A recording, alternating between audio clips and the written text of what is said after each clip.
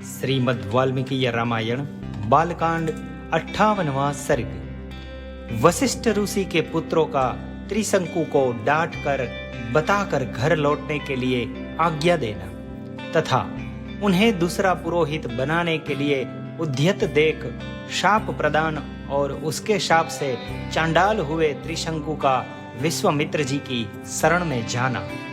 रघुनंदन, राजा त्रिशंकु का यह वचन सुनकर वशिष्ठ मुनि के वे 100 पुत्र कुपित हो उनसे इस प्रकार बोले, दुर्बुद्धे, तुम्हारे सत्यवादी गुरु ने जब तुम्हें मना कर दिया है तब तुम्हें उनका उल्लंघन करके दूसरी शाखा का आश्रय कैसे लिया। समस्त इक्ष्वाकु वंशी क्षत्रियों के लिए पुरोहित वशिष्ठ जी ही परम गति है। उन सत्यवादी महात्मा की बात को कोई अन्यथा नहीं कर सकता। जिस यज्ञ कर्म को उन भगवान वशिष्ठ मुनि ने असंभव बताया है उसे हम लोग कैसे कर सकते हैं। नरश्रेष्ठ, तुम अभी नादान हो, अपने नगर को लौट जाओ। पृथ्वीनाग भगवान वशिष्ठ तीनों लोकों का यज्ञ कराने में समर्थ है, हम लोग उनका अपमान कैसे कर सकेंगे।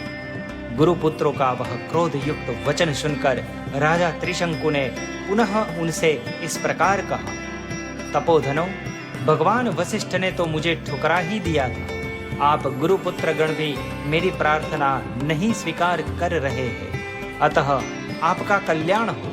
अब मैं दूसरे किसी की शरण में जाऊंगा। त्रिशंकु का यह घोर अभिसंधिपूर्ण वचन सुनकर महर्षि के पुत्रों ने अत्यंत कुपित हो उन्हें शाप दे दिया। अरे जा तू चांडाल हो जाएगा। ऐसा कहकर वे महात्मा अपने अपने आश्रम में प्रविष्ट हो गए। तदनंतर रात व्यतीत होते ही राजा त्रिशंकु चांडाल हो गए। उनके शरीर का रंग नीला हो गया, कपड़े भी नीले हो गए, प्रत्येक अंग में रुक्षता आ गई, सिर के बाल छोटे छोटे हो गए, सारे शरीर में चित्ता की राख सी लिपट गई, विभिन्न अंगों में यथास्थान लोहे के गहने पड़ गए। श्री राम अपने राजा को चांडाल के रूप में देखकर सब मंत्री और पुरवासी जो उनके साथ आए थे उन्हें छोड़कर भाग गए। ककुत्स्थ नंदन, वे धीर स्वभाव नरेश दिन रात चिंता की आग में जलने लगे और अकेले ही तपोधन विश्वामित्र की शरण में गए। श्री राम, विश्वामित्र ने देखा राजा का जीवन निष्फल हो गया है।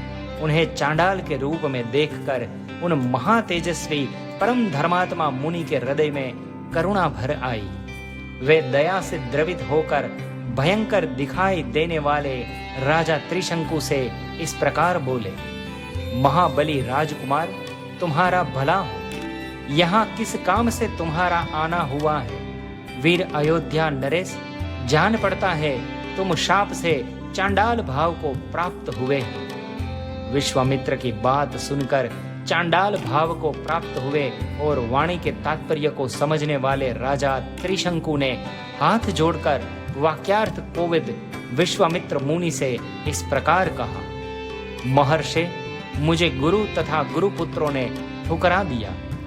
मैं जिस मनोभिष्ट वस्तु को पाना चाहता था उसे न पाकर इच्छा के विपरीत अनर्थ का भागी हो गया। सौम्य दर्शन मुनीश्वर, मैं चाहता हूँ कि इस शरीर से स्वर्ग को जाऊं, परंतु यह इच्छा पूर्ण न हो सकी। मैंने सैकड़ों यज्ञ किए हैं किंतु उनका भी कोई फल नहीं मिल रहा है। सौम्य, मैं क्षत्रिय धर्म की शपथ खाकर आपसे कहता हूँ कि बड़े से बड़ा संकट में पड़ने पर भी न तो पहले कभी मैंने मिथ्या भाषण किया है और न भविष्य में कभी करूँगा।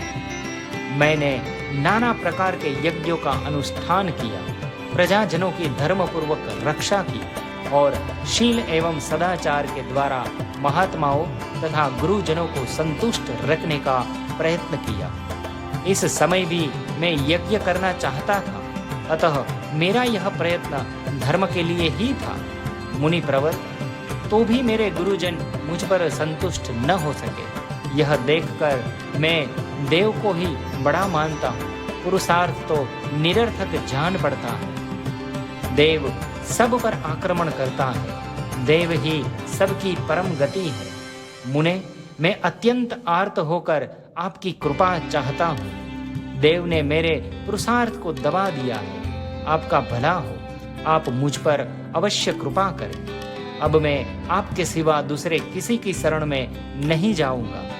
दूसरा कोई मुझे शरण देने वाला है भी नहीं। आप ही अपने पुरुषार्थ से मेरे दुर्दैव को पलट सकते हैं।